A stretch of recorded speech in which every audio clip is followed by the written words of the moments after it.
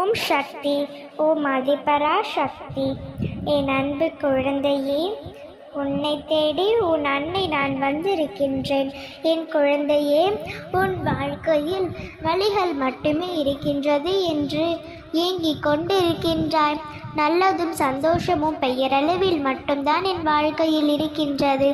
ஆனால் துன்பங்கள், துயரங்கள், சோதனைகள், துக்கங்கள் என்று எல்லாவற்றையும் நான் அனுபவித்து விட்டேன். நாம் மற்றவர்கள் மீது அன்பு செலுத்தினால் ஏமாற்றம் கிடைத்தது. நாம் மற்றவர்களுக்காக உதவினேன், துரோகம் கிடைத்தது. நாம் மற்றவர்களுக்காகவே வாழவும் செய்தேன், என்னை கை நழுவி விட்டு சென்று விட்டார்கள்.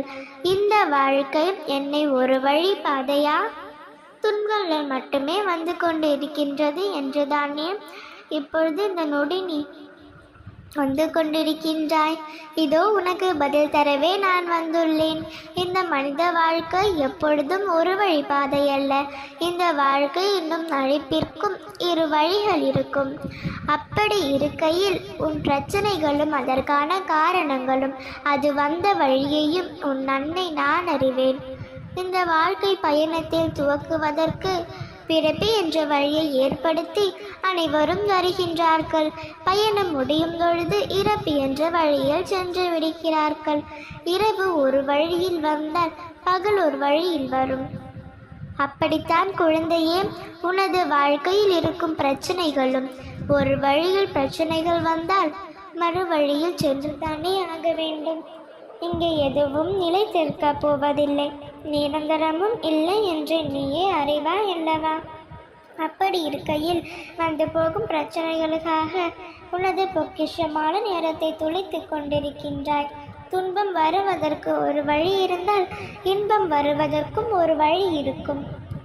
அந்த வழியை தேடி கண்டுபிடிப்பதில்தான் இந்த வாழ்க்கையின் விளையாட்டு.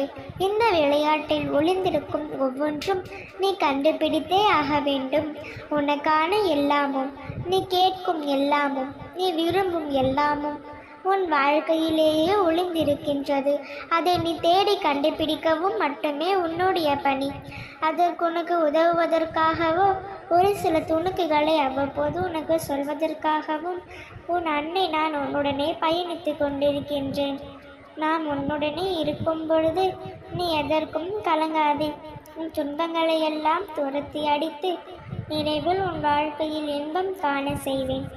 நீ என் பிள்ளை அல்லவா? உன்னை எப்படி நான் கைவிடுவேன்? உன் வாழ்க்கை சர்வ நிச்சயமாக சந்தோஷமாய் மாறும்.